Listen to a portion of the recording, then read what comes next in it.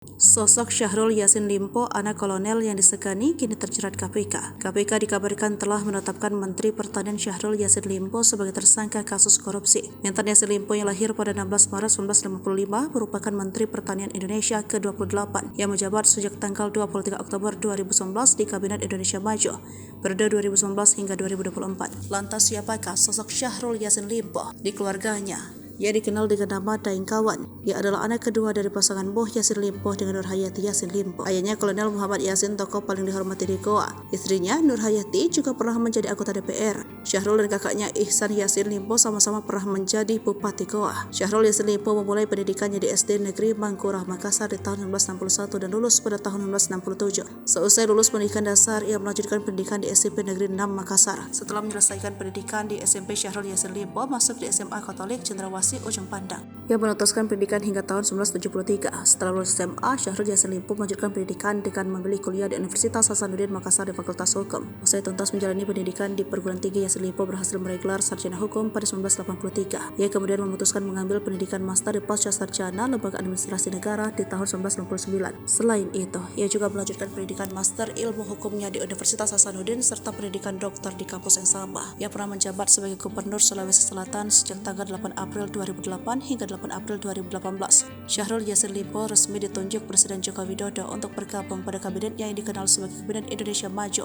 periode 2019 hingga 2024.